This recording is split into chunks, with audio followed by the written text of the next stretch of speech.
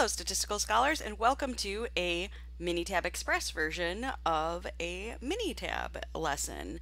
So today I'm going to be talking about Chapter 4, which is on doing linear regression, specifically talking about interaction between two quantitative variables and deciding whether or not they're related. And they are related. Whoops, I missed an R in there. That sounds very professional. You should be able to find this Word document in the Chapter 4 Minitab folder. I do believe that's assignment number 3. I might be wrong on that because I don't have it open right now. And over here I have the data, and you'll notice this is in Minitab Express. I'm going to go ahead and turn off my navigator page for now just so you can get a little bit of a better look at the data. So I've got a couple different variables right here, and I've described these variables in the Word document. So if you want to take a look at reading what's going on in here so you're aware of what we're up to, you can do so now by pausing the video, but I'm going to go ahead because I already know what's in here. So the first thing I'm going to do is I'm going to create a scatter plot for the income and savings variable. So I'm going to use income as the explanatory variable or the predictor, aka the X. Oh, sorry. Think explanatory, like X. You're independent. And then saving as our response, also known as, the Y, our independent or our dependent variable, sorry. And then we're going to describe the association we see in terms of strength, form, direction, and whether or not there are any outliers. So, like all things in Minitab Express that involve doing a visualization, they are found in graph. So you'll see right here there's the option to do scatter plot, and I'm just going to do a simple for now because we only have two variables that we're comparing.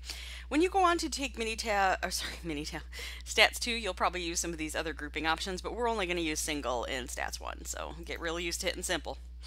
All right, so for my Y variable, aka my response, I want savings. And for my X variable, aka my explanatory variable, I'm overdoing that a little, but hopefully you get the point. We're putting in income. And then we're going to go ahead and hit OK because there are no options to do with Minitab Express. And there she is. Ooh, looking pretty good, looking pretty good.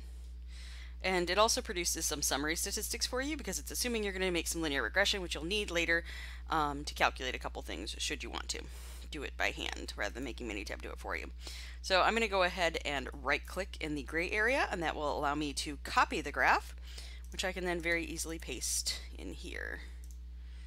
Alrighty, so now I'm going to go through and I'm going to do these four things. So the first thing I'm going to notice is direction. So as I move from the left to the right, it's moving upward, which means that as my x's increase, my y's increase as well. When they both do the same thing, that's a positive relationship. So we say that the direction is positive. So I would say this is positive. Let me make this a different color so it's easier for you guys to notice where I'm typing. Sorry about that. Make it a wee bit bigger too, because I know you're trying to watch this on a screen that might be smaller than what I've got going here. Form, this looks fairly linear. So remember, when you're describing shape, you just want to see, does it have curvature or anything that looks nonlinear? Like, does it have a wave in it or something other than straight? And remember, when we're accounting for form, we're ignoring strength. Strength is how much it scatters away from that form. This looks fairly linear, so I would say it looks linear. And then as far as strengths goes, I'm going to go with calling this a moderate. You could definitely call this a strong because it doesn't have a whole lot of scatter. It is a little bit harder to tell what's going on for the upper income and upper savings values because this is not as populous, so there's less points up here. Less plot-y stuff. Okay, you get the idea. So it's a little bit harder to tell up here, but this looks fairly strong and linear. So I'm going to go ahead and call this a moderate, just because I'm a little afraid to call it a strong. And then as far as any outlier goes, I don't see anybody who deviates from pattern. So again, when you're describing outliers, they should be things that aren't near anything else and off pattern. We're going to have better ways to do outliers when it comes to stats too, but for now, this is all we're looking for. So anything off pattern. You might be tempted to call this guy an outlier, but don't, because if you follow the pattern, like, oh, here's like my rough line of fit if I want to fit through these guys, it's close to what that would be, that straight line pattern. Similarly for these two, they just appear to have a little bit more scatter because of this moderate bit. Now, if I would have had a dot that was like way down here, I would definitely call that one an outlier, or something that was over here, because it needs to be off pattern, off form, away from the rest of the scatter. And when I say away, you should be thinking both vertically and horizontally. So it could be the fact that, oh yeah, there's a lot of values around here, but maybe it's one that's like out over here. So it's off pattern horizontally, but on pattern vertically. It can happen that you're off on just one direction. So keep that in mind. Oh, and so I should type that. And no apparent outliers. Alrighty. Next up, we're going to calculate correlation. Whee! So here we're looking for R, also known as correlation. Like most quantitative values that you can find, those are located in the statistics button. Yay! I'm going to make this just a little bit bigger. Sorry about that. I just wanted to make sure you would see all the menus that could possibly be here in case you have a bigger one. So since I have it shrunk over to the side, sometimes not all the menus pop up, but we're looking for correlation, which is found in the regression menu. So you click on regression, you notice the first thing that's an option is, hey, let's do some correlation. And then we're interested in correlation, not covariance. You won't really talk about covariance in stat 1, but you might see it in stat 2. Alrighty, so the variables I want to compare are income and savings. So I'm going to click those both in there. Where is it? There it is. And we use the Pearson correlation. There are other ones, in case you were wondering about. Spearman-Rowe, we don't really use. We're using Pearson. That's the one that we talked about in our textbook. Let's go ahead and hit OK. And there's our correlation value. So there's our value of R. I'm just going to go ahead and copy this into my document. Ta-da! So we look at this correlation, and it reflects what we were seeing up above. This is a strong positive. So I guessed moderate, but apparently this is a strong. Sorry about that. And it's clearly positive because the value of your correlation is positive. So these are matching pretty good. Alrighty. So in the next step, what we're going to do is we're going to create a correlation table. So my first correlation that I just did, number 2, only involved 2 variables. But if you are not sure which variables you should be using as a linear association with each other, you can use the correlation to do multiple variables and then reading out who is who, and figuring out which one you could use to describe the others well. So we're going to go back to regression, correlation, and then correlation again. And now I'm going to put all these guys in here. So I'm going to put in income, age, what else do I need? Savings, debt, and credit cards. Do I got them all? 1, 2, 3, 4, 5. 2, 3, 4, 5. Cool. Now notice there aren't things I'm putting in here. I'm not putting in education or residency or employment because those are all non-quantitative variables. They're all categorical, so they don't make sense to do correlation on them. Alrighty, let's go ahead and hit OK. Alrighty, so you get this lovely big printout. I'm trying to make it so you can see this. So this is a little bit like our contingency tables or our two-way tables that we had in chapter 2 because it's got 2 values listed for the interaction between these 2 variable values. The first thing is the correlation. The second thing below it is the p-value. You cannot change that in Minitab Express. If you watch the Minitab 17 video, you'll notice that yes, you can turn off the p-value if you want to. So I look through these and I want to see who is the strongest. So remember, strongest is furthest away from 0 in the positive or the negative direction. Actually, sign doesn't matter so much for strength. So here in particular, our strongest actually is income and savings, which kind of makes sense. If you have more income, it's a little bit easier for you to save. Other ones that are pretty strong is age versus income. In general, people as they age tend to have less bills and therefore, or wait, no, I'm using income versus age. What this means is that as you age, your income will go up, because usually you've been at a job longer, have more experience, are able to get more raises, stuff like that. In general, I wouldn't try to use income to explain the age of a person because that would be really hard. And then age and savings are pretty highly correlated. Now, all these ones I've described as positive, don't let that fool you. I mean, it's just the fact that if you look at the negatives, they're all fairly close to 0, and they are definitely weaker. All right, I'm going to copy this over. So again, I am right-clicking, almost said left. Right-click, copy, and paste. There she is. Cool. So next up, we're asking how much of the variation in savings it can be explained by credit cards. So, you know, this kind of makes sense because, hey, if I have more debt from horrible high-interest credit cards, I might not be able to save as much. So maybe these two are related. And I would suspect they're probably negatively related. More credit cards equals less savings. But when it comes to explanation of variation, what we actually want to use is the ratio of variation, also known as R squared, which we find by just yelling at Windows not to autocorrect R into being a capital. Come on. Undo. By taking R and then squaring it. So I gotta find my R value for savings and credit cards, which, oh, I kind of scrolled too high for this one, but we'll go over here. Savings, So there's no credit card column here, so I gotta use the credit card column here. Credit cards interacts with savings right here. So there's the R value that I'm gonna need to square.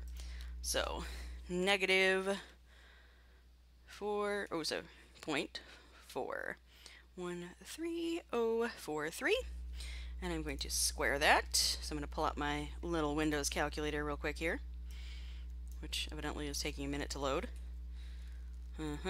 So let's see, 0.413043, and then square it. And some of you are already screaming at the screen, oh my god, she didn't make it negative. Negative times negative makes a positive, therefore I don't need to put in the negative there because squaring a positive does the same result. Whee! If you're not convinced of that, try it yourself using a different calculator. Just be careful that you don't do like, hey, square it and put the negative on the outside. You gotta be careful with that stuff, yo. So the last thing is you should report this as a percentage, because we usually do. So I would say the amount of variation in savings explained by its linear relationship with credit cards. I should say number of credit cards because credit cards makes no sense.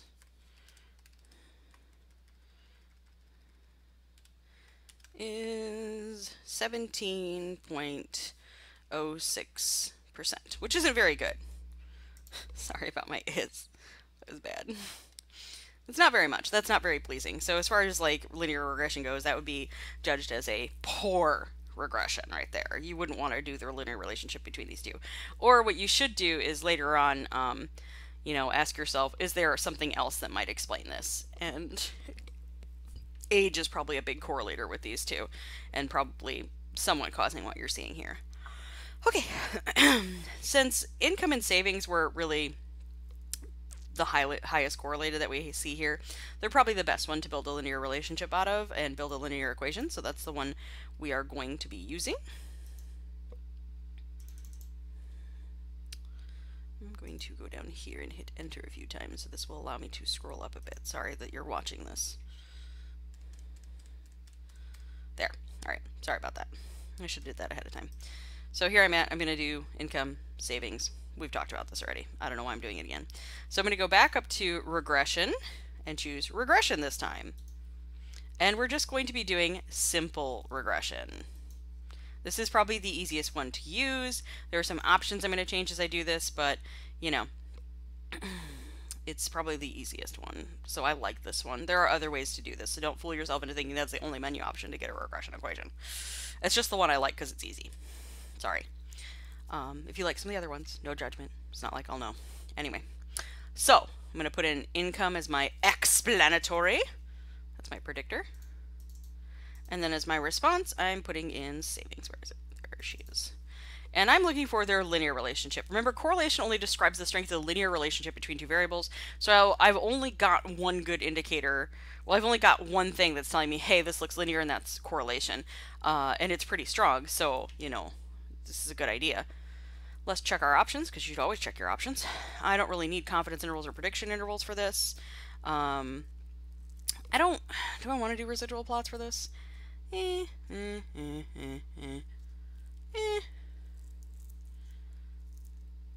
Nah, let's leave it for now. Let's just do a simple one, because that's all we really need for this first question. We'll do more complicated stuff in a minute. Let's go ahead and hit OK. Alrighty, so it's going to produce the analysis of variance for you. Don't pay attention to that. You don't need it. And then the model summary. This is good to look at to decide whether or not your model did a good job. There's our R squared and R squared adjusted. Looking pretty good.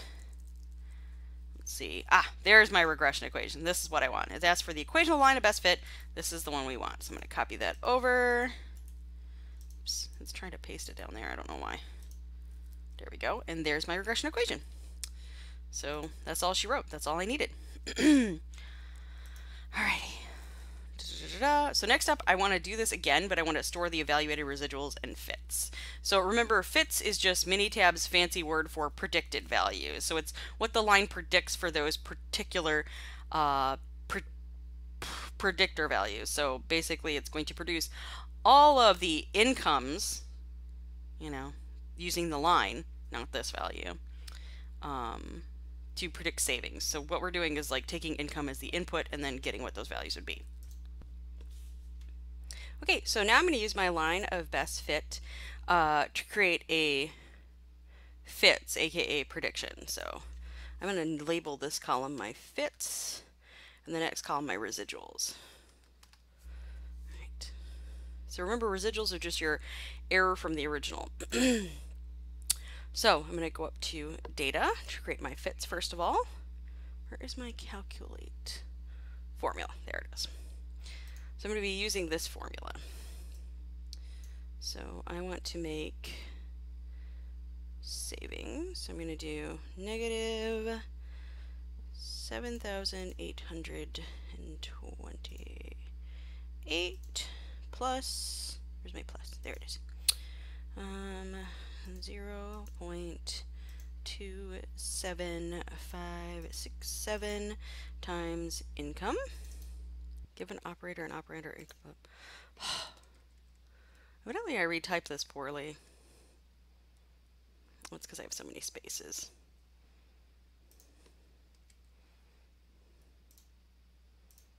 Oh, it's because my minus sign was different. That's why.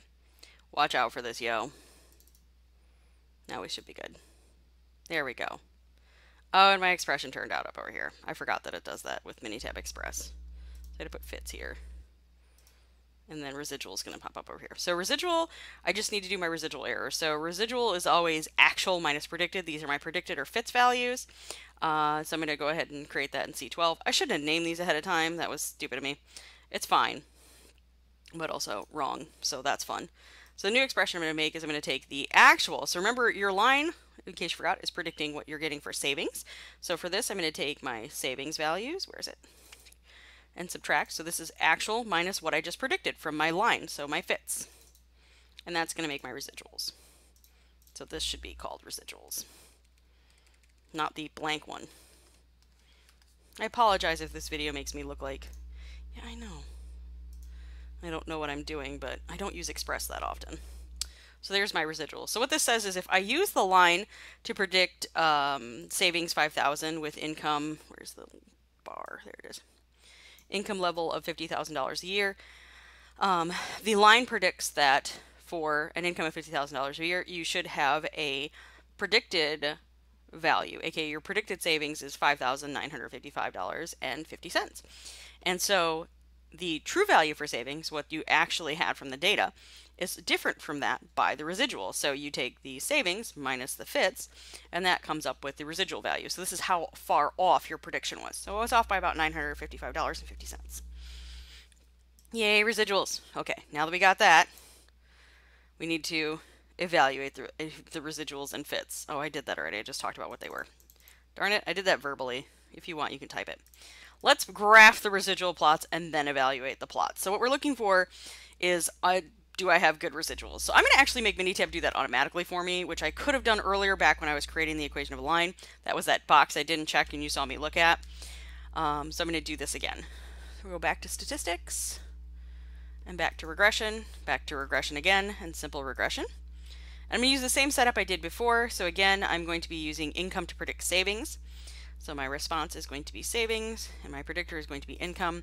And then I'm going to click graphs, and here I'm going to ask it to plot my residuals. And it's going to produce these graphs. There's quite a few of them. So same blah, blah, blah. There's the actual fitted line plot, in case you cared. Which, you know, it does a pretty good job. These are still pretty far away. It's doing a terrible job in this savings bracket, but whatevers. And there's my residual versus fit. So this is the first one I'm going to look at. Copy you over. And pasty poo. Come on, paste. Oy, oy, oy. Word, listen to me. Okay, so let me make this a little bit bigger. The first thing we want to look for here is we don't want to see any type of shape. And this clearly has a shape. It has a tightening here and then a widening over here. This clearly has some sort of curvature to it. It doesn't look very random. This should look like a sneeze. It should look like there's no pattern whatsoever. So in particular, I'm a little worried about this because it has a fan shape. So it starts out narrow and then gets wider over time, which is bad, which means it does a good job for these values, but does a terrible job once I get higher in income. So that's not good. So this is a fan shape, which indicates a bad model.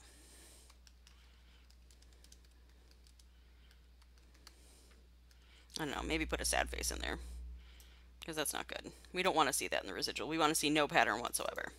Which means, especially since this appears to have some sort of curvature to it, I've missed some sort of curve relationship, which means there's something in here that probably isn't behaving completely linear. And finding that would require a little bit more investigation than what we're going to do. Versus order always looks about the same. Here's the other thing we want to look at, normal probability plot. This looks actually really good. So that's good because that means we fit our nearly normal assumption. There's a couple values that are not normal up here. They're not on the straight line, so we should probably say something about that. Let's copy that guy and paste it over here. Woohoo! Overall, this looks very good because we need to fit the nearly normal assumption, and it looks like we do. So it appears that this linear regression, sorry, I missed my N. That's too small, sorry. I'm always apologizing. I should be less sorry. I feel sorry for myself.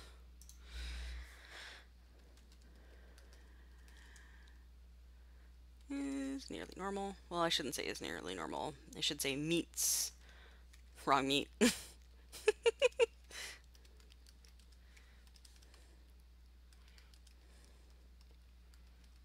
And is only non-normal. And I'm going to show you how to read this above the 90% mark. No, let's go with 90th percentile. So there we go. Not normal, that should have a dash, sorry. Okay, so as you look at this, these two values are the ones that are really deviant from the line. So to be good, this really should be most of my points along the line. These are a little bit above, but other than that, it's good. I'm a little scared that they start trending above and then I have two that fall below. So these are my most concerning values because they're not on trend. These are a little off too. They seem to be curving away below the like 5% mark. So I'm reading this as like, these are the percentiles we're at. So this is below 5%. There's a little bit of a concern, but it's not far enough away from the line to where I'm worried. These are very far away from the line. So I'm very worried about these. These are very large residuals. So again, we're doing residuals here, not not income, not savings. So how far off my line was. So these should look fairly linear, and it does. It follows the trend of the line very good, except for these two. So I'm saying above 90% because, or sorry, 90th percentile because this is where the 90th percentile line lies, and these two are just above it. So I'm just describing location by this above 90th percentile bit. And that's it. If you have any other questions, don't be afraid to contact me. I hope you enjoyed this Minitab Express session of Fun Times in Minitab Land.